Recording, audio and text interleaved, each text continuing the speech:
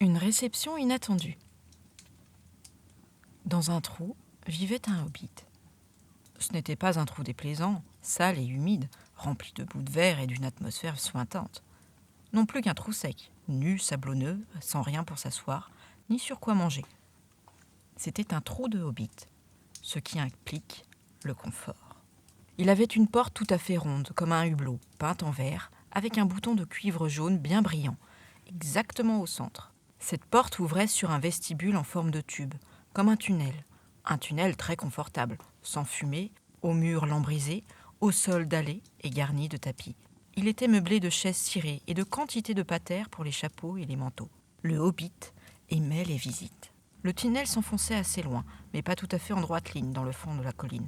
La colline, comme tout le monde l'appelait à des lieues alentours, et l'on y voyait maintes petites portes rondes, d'abord d'un côté, puis sur un autre. Le hobbit n'avait pas d'étage à grimper. Chambre, salle de bain, cave, réserve, celles-ci nombreuses, penderie. Il avait des pièces entières consacrées aux vêtements. Cuisine, salle à manger, tout était de plein pied, et en fait, dans le même couloir. Les meilleures chambres se trouvaient toutes sur la gauche, en entrant, car elles étaient les seules à avoir des fenêtres.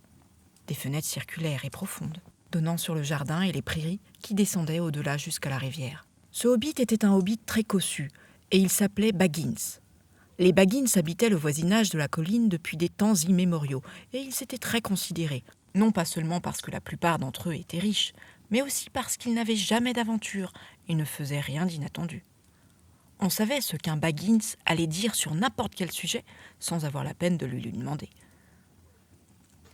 Ceci est le récit de la façon dont un Baggins eut une aventure, et se trouva à dire et faire les choses les plus inattendues. Il se peut qu'il y ait perdu le respect de ses voisins, mais il y gagna. Eh bien, vous verrez s'il y gagna quelque chose en fin de compte. La mère de notre hobbit. Mais qu'est-ce que les hobbits ?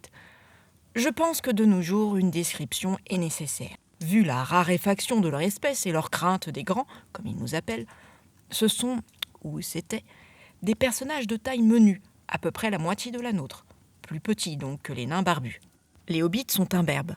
Il n'y a guère de magie chez eux que celle tout ordinaire et courante, qui leur permet de disparaître sans un bruit, et rapidement, quand de grands idiots comme vous et moi s'approchent lourdement, en faisant un bruit d'éléphant qu'ils peuvent entendre d'1 kilomètre.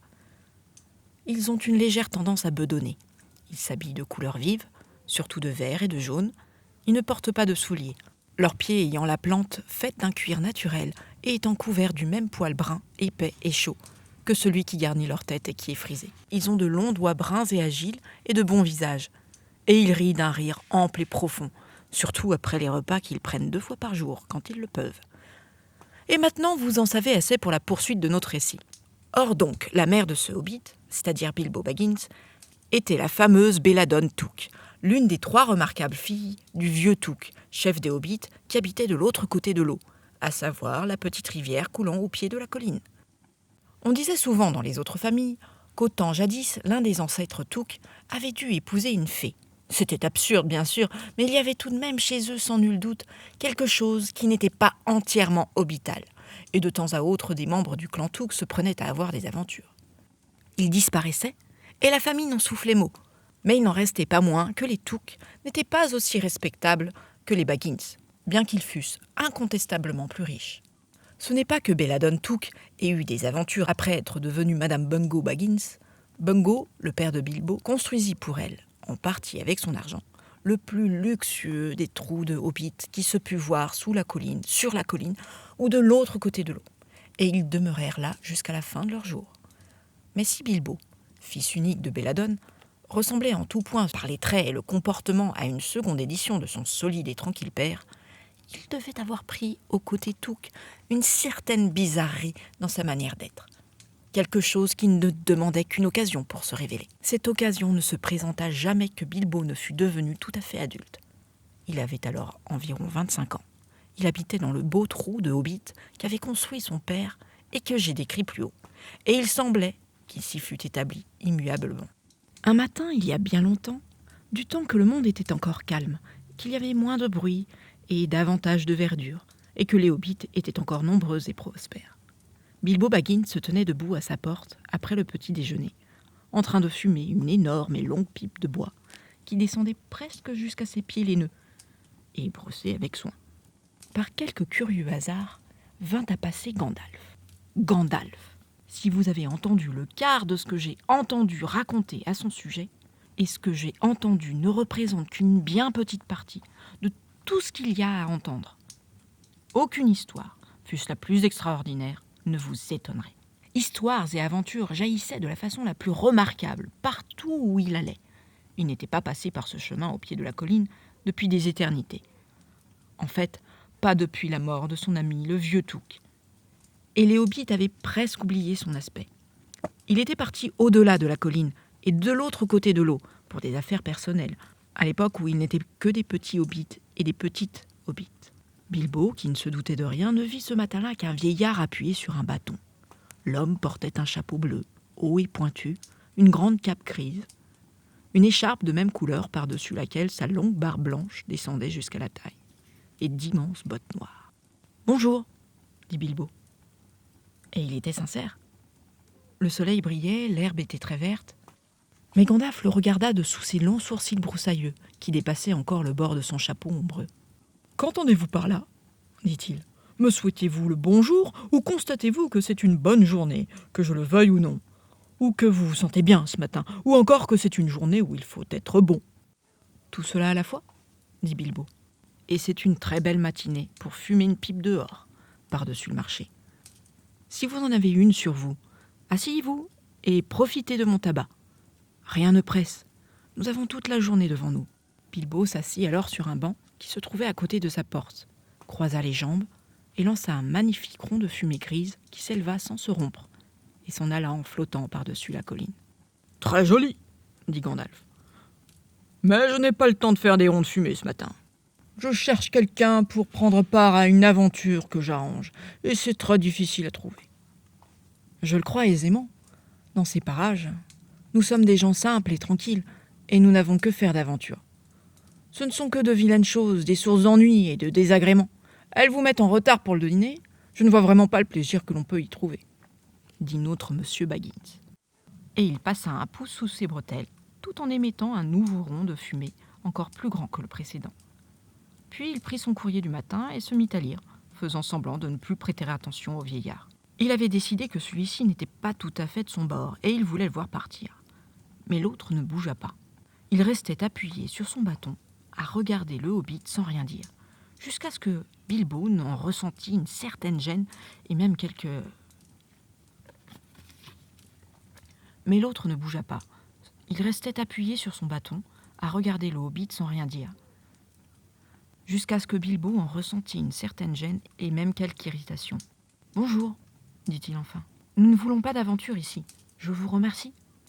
Vous pourriez essayer au-delà de la colline ou de l'autre côté de l'eau. » Il entendait par là que la conversation était terminée. « À combien de choses vous sert ce mot de bonjour ?»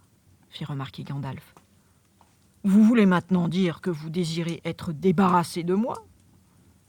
Et que le jour ne sera pas bon tant que je n'aurai pas poursuivi mon chemin ? Pas du tout, cher monsieur. Voyons, je ne crois pas connaître votre nom. »« Si, cher monsieur. Et moi je connais le vôtre, monsieur Bilbo Baggins. Et vous savez le mien, quoique vous ne vous rappeliez pas le rapport qu'il y a entre lui et moi. Je suis Gandalf, et Gandalf, c'est moi. Comment penser que je vivrais assez pour que le fils de Belladon Touk me salue d'un bonjour, comme si je vendais des boutons à la porte ? Gandalf, Dieu du ciel, pas le magicien errant qui donna au vieux Touk une paire de boutons de diamants magiques qui s'agrafaient d'eux-mêmes et ne se défaisaient que sur ordre exprès. Pas le personnage qui racontait dans les réunions de si merveilleuses histoires de dragons, de géants, de la délivrance de princesses et de la chance inespérée de fils de veuve. Pas l'homme qui faisait des feux d'artifice si parfaits. Ah, je me les rappelle, ceux-là. Le vieux Touk les avait la veille de la Saint-Jean. Splendides. Ils s'élevaient comme de grands lys, des gueules de lion ou des cytises de feu, et restaient longtemps suspendus dans le crépuscule. Vous pourrez déjà remarquer que M. Baggins n'était pas aussi prosaïque qu'il se plaisait à le croire, et aussi qu'il aimait beaucoup les fleurs. Mon Dieu, pas le Gandalf qui fut responsable de ce que tant de garçons et de filles bien tranquilles aient pris le large pour de folles aventures. Cela allait de grimper aux arbres, à faire visite aux elfes, ou à s'embarquer sur des navires pour d'autres rivages. Dieu me bénisse, la vie était tout à fait un terme... Je veux dire, qu'à un moment, vous avez bien perturbé les choses par ici. Je vous demande pardon, mais je n'avais aucune idée que vous étiez toujours en activité. »« Et où voudriez-vous que je fusse ?» dit le magicien. « Enfin, je suis tout de même content de voir que vous vous souvenez un peu de moi. Vous semblez garder un bon souvenir de mes feux d'artifice, en tout cas, et ce n'est pas sans espoir. De fait, en considération de votre vieux grand-père Touc et de cette pauvre Belladone, je vous accorderai ce que vous m'avez demandé. »« Je vous demande pardon, mais je ne vous ai rien demandé. »« Si, par 2 fois maintenant. »« Mon pardon, je vous l'accorde. En fait, j'irai jusqu'à vous lancer dans cette aventure. Ce sera très amusant pour moi et très bon pour vous, sans compter le profit, très probablement, si vous réussissez. »« Je regrette, je ne veux pas d'aventure, merci. Pas aujourd'hui. Bonjour, mais venez prendre le thé quand vous voudrez. Pourquoi pas demain ? Venez demain. Au revoir. » Sur quoi le hobbit se détourna et se réfugia vivement derrière sa porte ronde et verte, qu'il referma aussi vite que le permettait la politesse. Après tout, les magiciens sont des magiciens. « Pourquoi diable ai-je invité à prendre le thé ?» se demanda-t-il tout en se rendant au garde-manger. Il venait de prendre son petit déjeuner, mais il pensait qu'un ou 2 gâteaux et un verre de quelque chose lui feraient du bien après sa peur. Cependant, Gandalf était resté debout à la porte, et il rit longuement, mais en silence. Après un moment, il s'approcha du ventail et du fer de son bâton. Il traça un signe bizarre dans la belle peinture verte. Puis s'en fut à grands pas, à peu près au moment où Bilbo achevait son second gâteau et commençait à penser qu'il avait fort bien esquivé les aventures. Le lendemain, il avait complètement oublié Gandalf. Il n'avait pas très bonne mémoire des choses, à moins de les inscrire sur son agenda, comme ceci. Thé, Gandalf, mercredi. La veille, il était trop agité pour rien faire de la sorte. Juste avant l'heure du thé, une retentissante sonnerie se fit entendre à la porte. Et alors, il se souvint. Il se précipita pour mettre la bouilloire à chauffer, sortir une seconde tasse et 1 ou 2 gâteaux supplémentaires. Puis il courut à la porte. « Excusez-moi de vous avoir fait attendre », allait-il dire, quand il vit que ce n'était nullement Gandalf, mais un nain avec une barbe bleue, passé dans une ceinture dorée, et des yeux brillants sous son capuchon vert foncé. Aussitôt la porte ouverte, il entra tout comme il était attendu. Il suspendit son capuchon à la patère la plus proche et dit avec un profond salut « Voilà pour vous servir. »« Bilbo Baggins, à votre disposition ?» dit le hobbit, trop surpris sur le moment pour poser des questions. Le silence qui suivit devenant gênant, il ajouta « J'étais sur le point de prendre le thé. Venez le partager avec moi, je vous en prie. » C'était dit d'un ton peut-être un peu raide, mais il n'y mettait aucune mauvaise intention. « Et que feriez-vous si un nain non invité venait suspendre des effets dans votre vestibule sans un mot d'explication ?» Il n'était pas à table depuis bien longtemps. À peine, en fait, en était-il au 3e gâteau, quand il eut un nouveau coup de sonnette, plus fort encore que le premier. « Excusez-moi, » dit le hobbit, et il s'en fut répondre à la porte. « Ainsi vous voilà enfin !» C'était ce qu'il s'apprêtait à dire à Gandalf, cette fois, mais il n'y avait pas là de Gandalf. À sa place se tenait sur le seuil un nain d'aspect âgé, avec une barbe blanche et un capuchon écarlate, et lui aussi entra d'un pas sautillant, aussitôt la porte ouverte, tout comme s'il avait été invité. « Oh, je vois qu'ils ont déjà commencé d'arriver !» dit-il en apercevant au porte-manteau le capuchon vert de Dwalin. Il suspendit à côté son manteau rouge et dit, la main sur le cœur. « Bolin, pour vous servir. »« Merci, » répondit Bilbo, suffoqué. Ce n'était pas exactement ce qu'il eût convenu de dire, mais le « ils ont commencé d'arriver » l'avait grandement troublé. Il aimait recevoir des visiteurs, mais il aimait aussi les connaître avant leur arrivée, et il préférait les inviter lui-même. La pensée affreuse lui vint que les gâteaux pourraient manquer, et alors, en tant qu'hôte, il connaissait son devoir, et s'y tenait. Quelque pénible que ce fût, il lui faudrait peut-être s'en passer. « Venez prendre le thé ?» parvint-il à dire en respirant profondément. « Je préférais un peu de bière, si cela vous est égal, mon bon monsieur, » dit Balin à la barbe blanche. « Moi, je veux bien du gâteau à l'anis, si vous en avez. »« Des quantités, » répondit Bilbo à sa propre surprise. Il s'aperçut en même temps qu'il courait à la cave pour remplir une chope d'une pinte, puis à la réserve pour chercher 2 magnifiques gâteaux ronds à l'anis, qu'il avait fait cuire dans l'après-midi comme friandise d'après le dîner. À son retour, Balin et Dwalin bavardaient à table comme 2 vieux amis. De fait, ils étaient frères. Bilbo posait avec quelque brusquerie la bière et les gâteaux devant eux, quand retentit, derechef, un violent coup de sonnette, puis un autre. « C'est Gandalf pour sûr cette fois !» pensa-t-il en courant, haletant dans le couloir. Mais non. C'étaient encore 2 nains, tous 2 portant des capuchons bleus, des ceintures d'argent et des barbes blondes. Et tous 2 avaient à la main un sac d'outils et une pelle. Aussitôt la porte entrebâillée, ils entrèrent en sautillant. Bilbo fut à peine surpris. « Que puis-je faire pour vous, mes braves nains ?» demanda-t-il. « Kili, pour vous servir, » dit l'un. « Et Fili, » ajouta l'autre, tandis que tous deux rabattaient leurs capuchons bleus et s'inclinaient. « À votre service et à celui de votre famille, » répondit Bilbo, observant cette fois les convenances. « Ah, je vois que Dwalin et Balin sont déjà là, » dit Kili. « Allons rejoindre la foule. »« La foule ?» pensa M. Baggins. « Je n'aime pas trop cela. Faut vraiment que je m'asseye une minute pour rassembler mes esprits et boire quelque chose. » Il n'avait encore avalé qu'une petite gorgée, tandis que les autres nains, assis autour de la table, parlaient de mines, d'or, de difficultés avec les gobelins, de déprédations commises par les dragons et de quantité d'autres choses qu'ils ne comprenaient pas et qu'ils ne désiraient pas comprendre, car elles paraissaient beaucoup trop aventureuses. Quand ding-dong, ling-dong, voilà que sa sonnette retentit derechef, comme si quelques petits hobbits s'évertuaient à en arracher la poignée.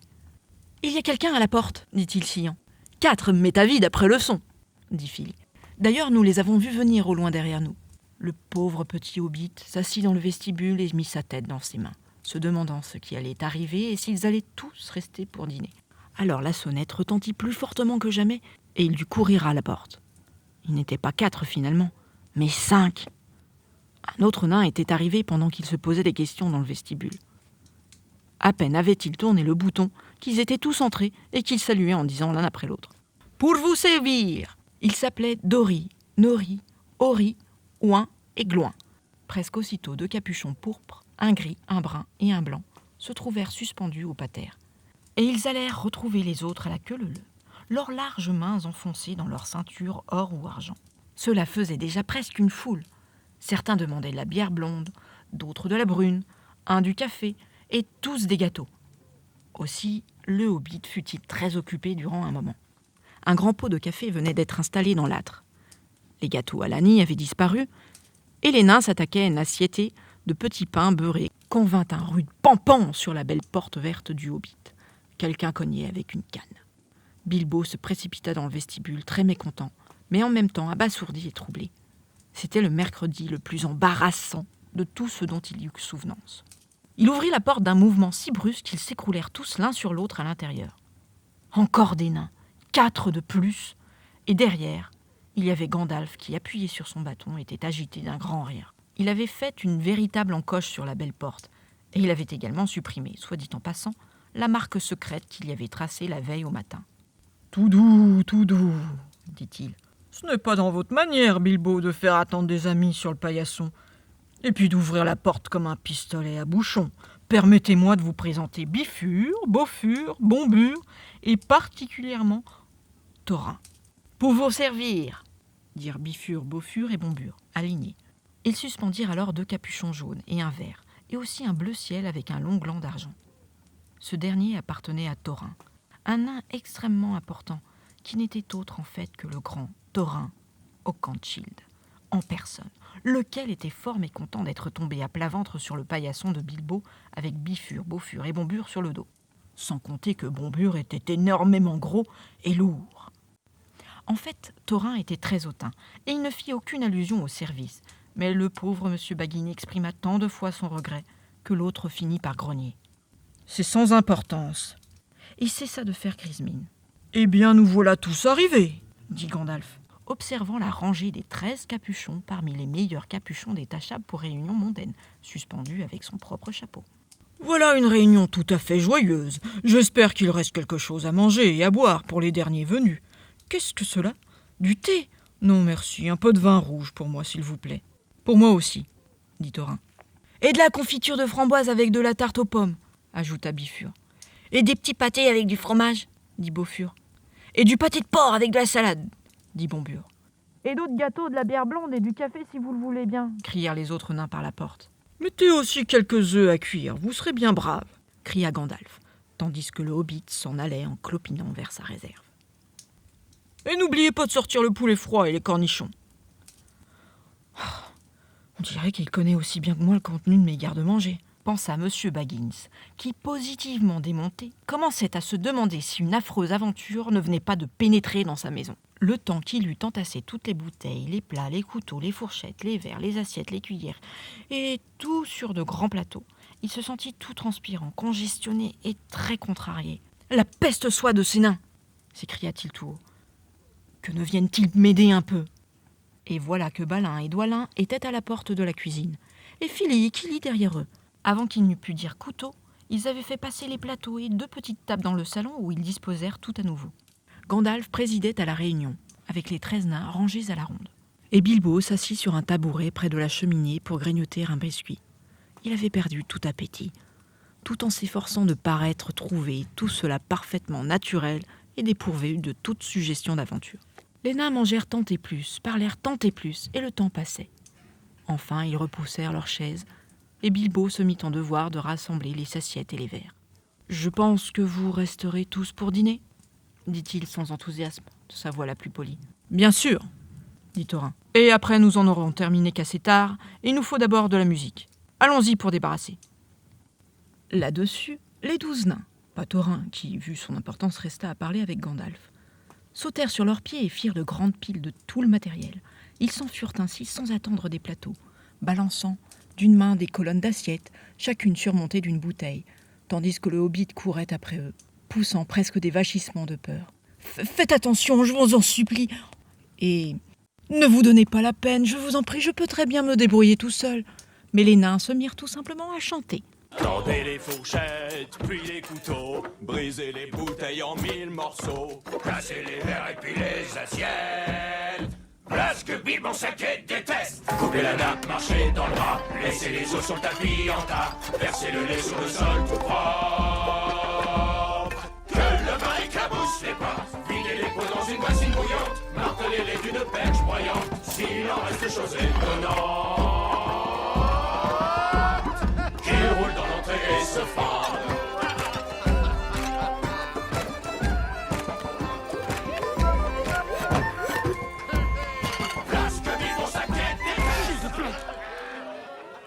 Et bien sûr, ils ne firent aucune de toutes ces affreuses choses. Tout fut enlevé et mis en sûreté avec la rapidité de l'éclair, tandis que le hobbit tournait en rond au milieu de la cuisine, s'efforçant d'observer leurs mouvements. Puis ils revinrent et trouvèrent Thorin en train de fumer sa pipe, les pieds sur la galerie du foyer. Il lançait les plus énormes ronds de fumée, et où qu'il leur dit d'aller, les ronds obéissaient. Dans la cheminée, derrière la pendule, sous la table ou en grand cercle autour du plafond. Mais où que ce fût, il n'était pas assez rapide pour échapper à Gandalf. Pouf ! Il envoyait un plus petit rond de fumée de sa courte pipe de terre, juste au travers de chacun de ceux de Thorin. Et puis les ronds de Gandalf devenaient verts et revenaient flotter au-dessus de la tête du magicien.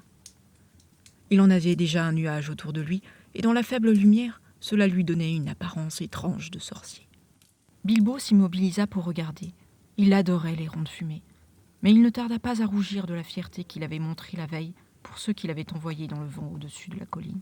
« Et maintenant de la musique !» dit Thorin. « Sortez les instruments !» Kili et Fili se précipitèrent vers leur sac, d'où ils rapportèrent des petits violons. Dori, Nori et Ori sortirent des flûtes de l'intérieur de leur veste. Bombure apporta du vestibule un tambour. Bifur et Beaufur sortirent aussi pour revenir avec des clarinettes qu'ils avaient laissées parmi les cannes. Doilin et Balin dirent « Excusez-moi, j'ai laissé mon instrument sous le porche. »« Apportez donc aussi le mien, » dit Thorin. Ils revinrent avec des violes aussi grandes qu'eux et avec la harpe de Thorin, enveloppée de toile verte. C'était une magnifique harpe dorée, et quand Thorin pinça les cordes, la musique commença tout d'un coup, si soudaine et si douce, que Bilbo oublia toute autre chose, et se trouva transporté dans des régions sombres sous d'étranges lunes, bien au-delà de l'eau, et très loin de son trou de hobbit sous la colline. L'obscurité entra par la petite fenêtre qui ouvrait sur le côté de la colline. La lueur du feu vacilla.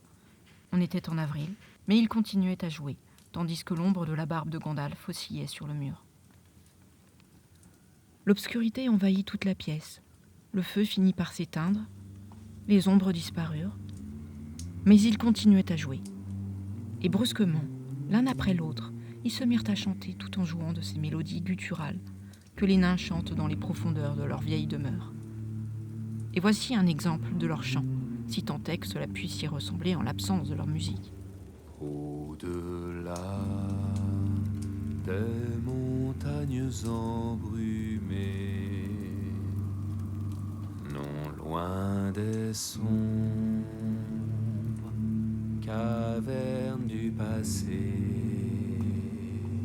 Dans l'aube bleutée,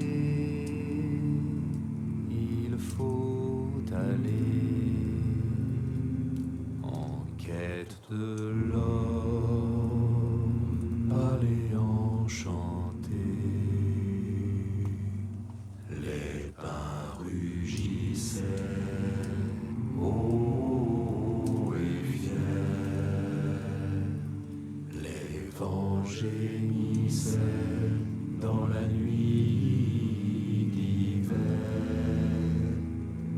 Rouge le feu sur 1000 lieues,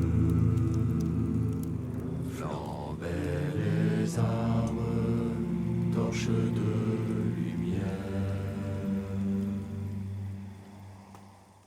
En les entendant chanter, le hobbit sentit remuer en lui l'amour des belles choses faites par le travail manuel, l'adresse et la magie, un amour féroce et jaloux, le désir emprunt au cœur des nains. Alors, quelque chose de touquien s'éveilla en lui. Il souhaita alors voir les grandes montagnes, entendre les pins et les cascades, explorer les cavernes et porter une épée au lieu d'une canne. Il regarda par la fenêtre. Les étoiles luisaient au-dessus des arbres dans un ciel noir. Il pensa aux joyaux des nains, scintillant dans des cavernes obscures. Soudain, dans la forêt au-delà de l'eau, s'éleva une flamme. Sans doute quelqu'un allumait-il un feu de bois. Et il vit en imagination des dragons pilleurs s'installer sur sa tranquille colline pour la mettre tout à feu. Il frissonna, et très vite, il redevint Monsieur Baggins de Bag End sous la colline. Il se sentait une certaine velléité d'aller chercher la lampe, et une velléité plus certaine encore de faire semblant et d'aller se cacher derrière les tonneaux de bière dans la cave et de n'en point remonter, que tous les nains ne fussent repartis.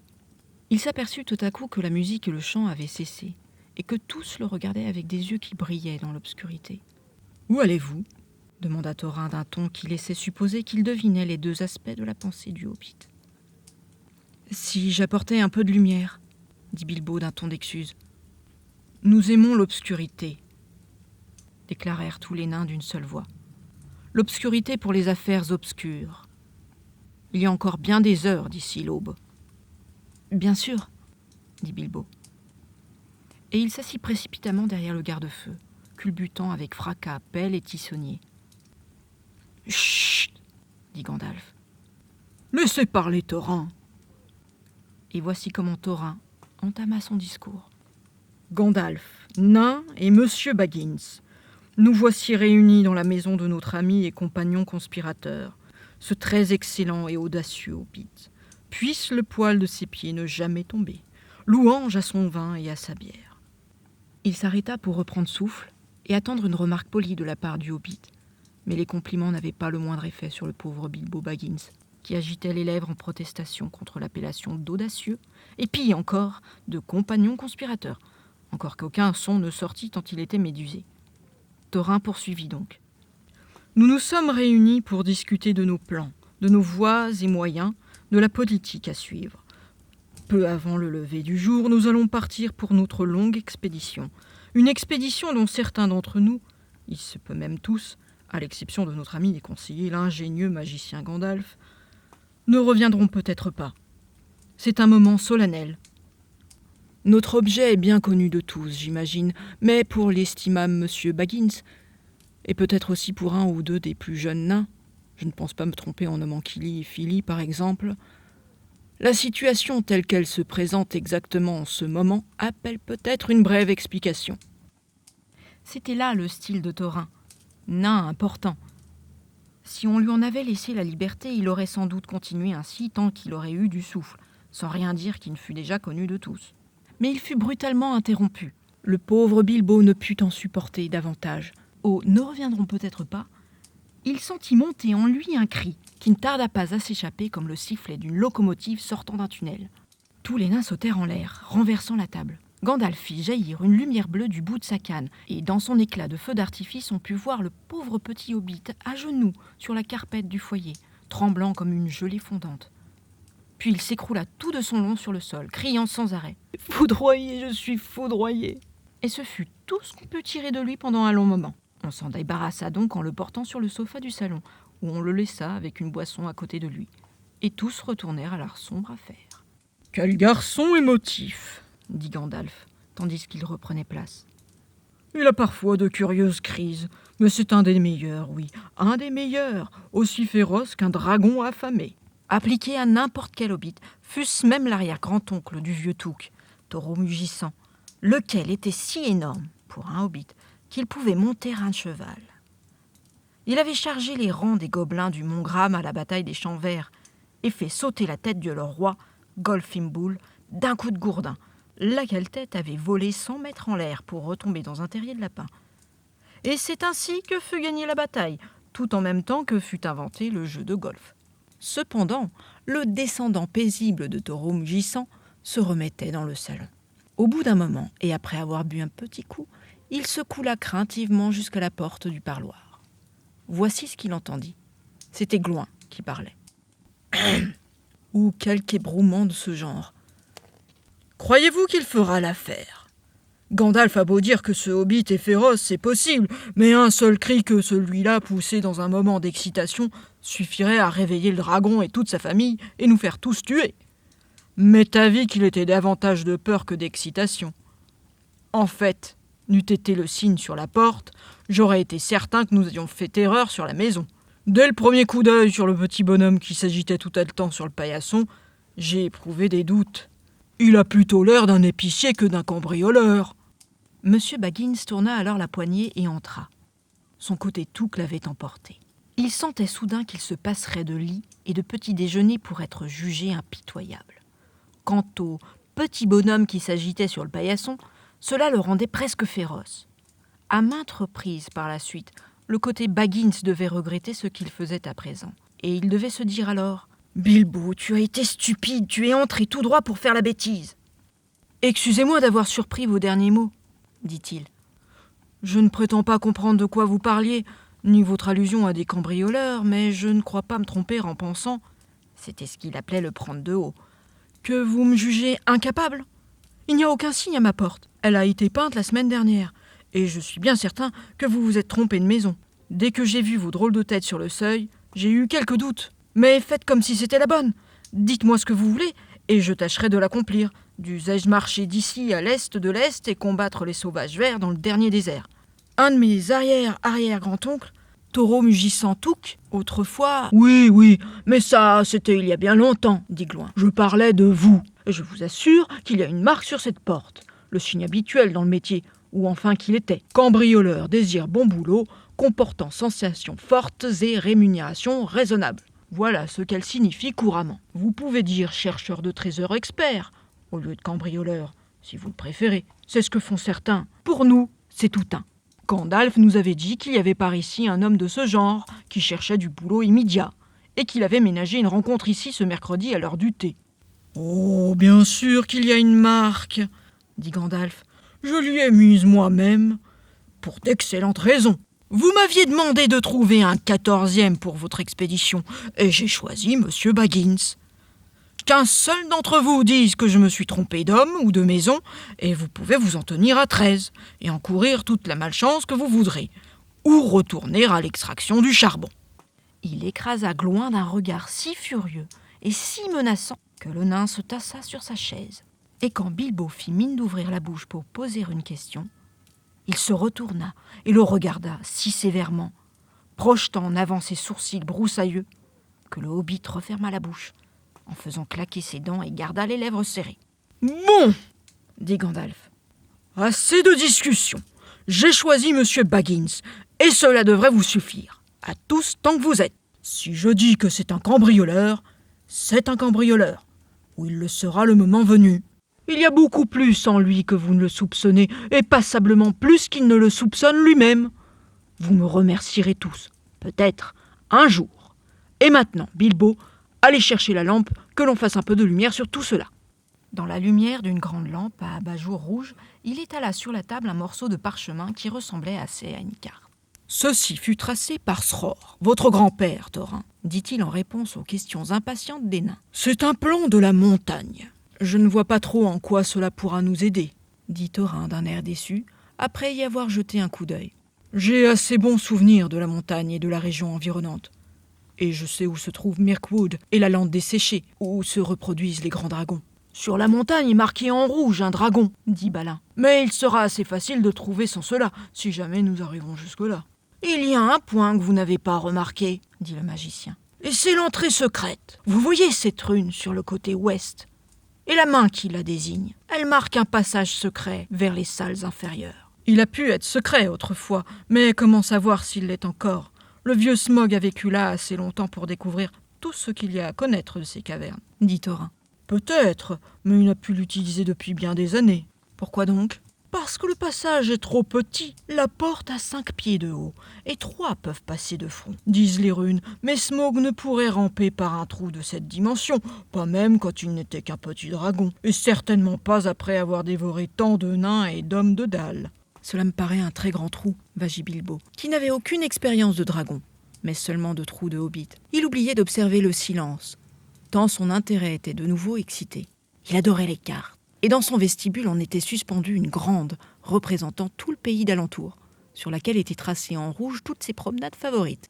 Comment pouvait-on tenir une si grande porte secrète pour tous à l'extérieur, hormis le dragon?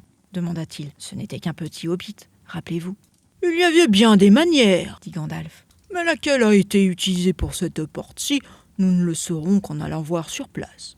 D'après les indications de la carte, je penserais qu'il y a une porte fermée, qui a la ressemblance exacte du flanc de la montagne. C'est là la méthode habituelle aux nains. Je ne pense pas me tromper, n'est-ce pas? C'est tout à fait exact, dit Thorin. Et puis, poursuivit Gandalf, j'ai oublié de mentionner qu'avec la carte, il y avait une curieuse petite clé. La voici, dit-il, tendant à Thorin une clé d'argent au long canon et au bout de rôle compliqué. Gardez-la soigneusement. Oui, certes, dit Thorin, et il l'accrocha à une belle chaîne qu'il avait au cou sous sa veste. À présent, les choses se présentent sous un meilleur jour. Cette nouvelle améliore grandement les perspectives. Jusqu'à présent, nous n'avions aucune idée claire sur ce qu'il convenait de faire. Nous pensions nous diriger vers l'est jusqu'au long lac avec toute la prudence et le silence possible. C'est après cela que les difficultés commenceraient. Ce ne sera pas tout de suite, pour autant que je connaisse les routes de l'Est, dit Gandalf l'interrompant. De là, nous pourrions remonter le long de la rivière courante, continua Thorin sans prêter attention, et gagner ainsi les ruines de Dal, la vieille ville qui se trouve là dans la vallée au pied de la montagne. Mais nous n'aimons ni les uns ni les autres l'idée de la porte principale. La rivière en sort tout droit par le grand à-pic au sud de la montagne, et c'est aussi par là que sort le dragon. Beaucoup trop souvent, à moins qu'il n'ait changé ses habitudes. Cela ne servirait à rien, dit le magicien. Tout au moins, sans un puissant guerrier, pour ne pas dire un héros. J'ai essayé d'en trouver un, mais les guerriers sont occupés à batailler entre eux dans des pays lointains. Et dans cette région, les héros sont rares, sinon introuvables. Par ici, les épées sont pour la plupart émoussées. Les haches, on s'en sert pour les arbres. Et les boucliers servent de berceau ou de couvercle de plat. Quant aux dragons, ils se trouvent à une distance tout à fait rassurante, et partant relèvent de la légende. C'est pourquoi je me suis décidé pour le cambriolage, surtout quand j'ai repensé à l'existence de cette petite porte. Et voici notre petit Bilbo Baggins, le cambrioleur choisi et trié sur le volet. Ainsi donc, poursuivons et dressons des plans. Bon, dit Thorin, à supposer que l'expert cambrioleur nous donne des idées ou fasse des suggestions. Il se tourna vers Bilbo avec une ironique politesse. Je voudrais d'abord en savoir un peu plus long, dit celui-ci, tout confus et intérieurement un peu tremblant. Mais jusque-là, toujours décidé par son côté tout qu'à poursuivre. Comment est-il venu là? À qui appartient-il? Et ainsi de suite. Dieu me bénisse, dit Thorin. N'avez-vous pas une carte? N'avez-vous pas entendu notre chanson? Et n'avons-nous pas parlé de la chose toutes ces dernières heures? Tout de même, j'aimerais que tout cela soit clair et net, dit-il avec obstination, d'ordinaire réservé aux gens qui essayaient de lui emprunter de l'argent, et faisant de son mieux pour paraître sage, prudent et expert, et être à la hauteur de la recommandation de Gandalf. J'aimerais aussi savoir quels seront les risques, les débours, le temps requis, la rémunération, etc. Par quoi il entendait? Que retirerai-je et rentrerai-je vivant? Oh, bon, dit Thorin. Il y a bien longtemps, du temps de mon grand-père Sror, notre famille fut chassée du Grand Nord, et elle revint avec tous ses biens et ses outils à cette montagne marquée sur la carte. Elle avait été découverte par mon lointain ancêtre, Srain l'Ancien. Mais alors ils creusèrent des mines et des tunnels et bâtirent de plus grandes salles et de plus grands ateliers.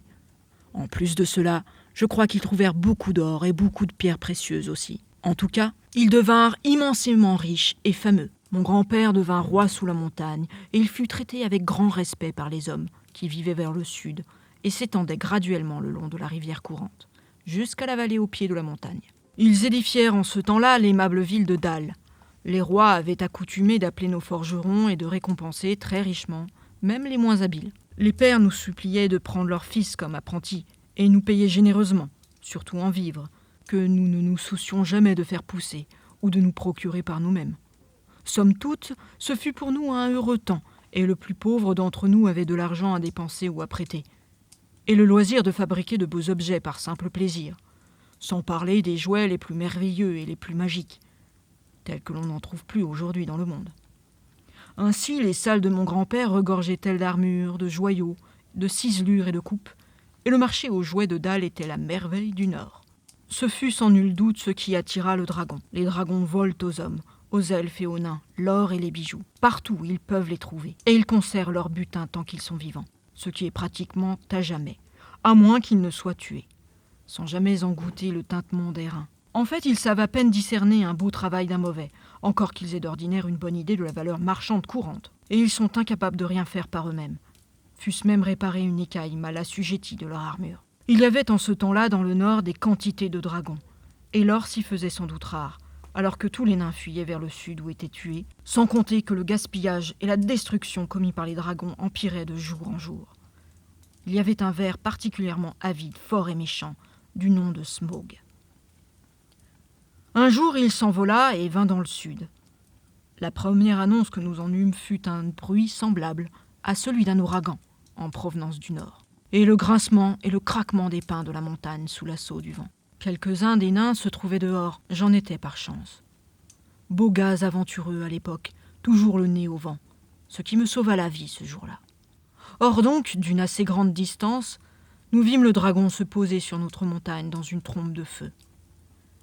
Puis il descendit la pente, et quand il atteignit les bois, ils se mirent tous à flamber.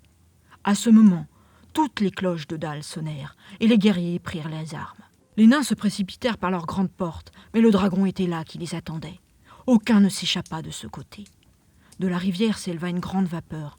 Un brouillard s'étendit sur Dal, et du milieu de ce brouillard, le dragon fondit sur eux et détruisit la plupart des guerriers. C'était toujours la même malheureuse histoire, trop courante en ce temps-là. Après quoi, il retourna se glisser sous la porte principale et fit place nette dans tous les passages, les tunnels, les allées, les caves, les salles et les appartements. Il ne resta plus alors sous la montagne un seul nain vivant, et il s'empara de tous leurs biens. Sans doute les a-t-il amassés loin à l'intérieur en un seul grand tas, dont il se sert comme lit pour dormir. Car c'est là la façon des dragons. Par la suite, il prit l'habitude de se glisser la nuit, hors de la grande porte et de venir à Dal, d'où il enlevait des gens, particulièrement de jeunes filles, pour les dévorer, jusqu'à ce qu'enfin la ville fût ruinée, et tous les habitants morts ou partis. Ce qui se passe là-bas maintenant, je n'en sais rien de précis, mais je suppose que personne ne vit aujourd'hui plus près de la montagne que l'extrémité du long lac. Les quelques-uns d'entre nous qui étaient bien à l'extérieur s'assirent pour pleurer en cachette, maudissant Smaug. Et là, nous fûmes rejoints de façon inattendue par mon père et mon grand-père, dont les barbes étaient roussies. Ils avaient un air très sombre, mais ils ne dirent que très peu de choses. Quand je leur demandais comment ils s'étaient échappés, ils m'invitèrent à me taire, me disant que je le saurais en temps utile. Après cela, nous partîmes, et nous dûmes gagner notre vie tant bien que mal en errant dans le pays, allant jusqu'à nous faire maréchal ferrant, ou même mineur. Mais nous n'avons jamais oublié notre trésor volé, et même aujourd'hui que nous avons mis passablement de côté, et que nous ne sommes pas si mal en point, je l'avoue. Ici, Thorin caressa la chaîne d'or qu'il portait au cou. Nous entendons toujours le récupérer et faire subir à Smaug, si nous le pouvons, l'effet de nos malédictions. Je me suis souvent interrogé sur la façon dont mon père et mon grand-père s'étaient échappés. Je vois maintenant qu'ils devaient disposer d'une porte dérobée connue d'eux seuls. Mais ils avaient apparemment dressé une carte, et j'aimerais savoir comment Gandalf s'en est emparé, alors qu'elle aurait dû m'échoir. À moi, leur héritier légitime. « Je ne m'en suis pas emparé. Elle m'a été donnée, » dit le magicien. « Votre grand-père, Sror, fut tué par Azog le gobelin dans les mines de Moria. Vous vous en souvenez ? » « Oui, maudit soit-il, » dit Thorin. « Et Srin, votre père, parti le 21 avril. Il y a eu 100 ans, jeudi dernier. Vous ne l'avez jamais revu depuis lors. C'est exact, oui, dit Thorin. Eh bien, votre père m'a remis ceci, afin que je vous le donne. Et si j'ai choisi mon propre moment et ma propre façon pour ce faire, vous ne sauriez guère m'en blâmer, vu la difficulté que j'ai eue à vous trouver. Votre père ne se souvenait pas de son propre nom quand il m'a remis le papier, et il ne m'a jamais dit le vôtre, de sorte que j'estime, somme toute, mériter des louanges et des remerciements. Voici le document, dit-il tendant la carte à Thorin. Je ne comprends pas, dit Thorin, et Bilbo eut le sentiment qu'il aurait aimé dire la même chose. L'explication ne semblait rien expliquer.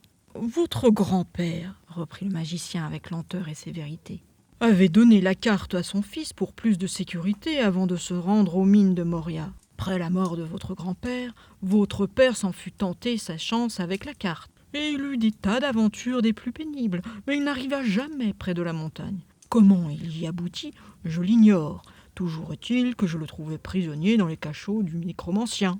Que diable faisiez-vous là ? Demanda Thorin avec un frisson. Tous les nains frémirent. N'importe, je prenais mes renseignements comme d'ordinaire, et c'était une vilaine et dangereuse affaire, certes. Même moi, Gandalf, je n'échappais que de justesse.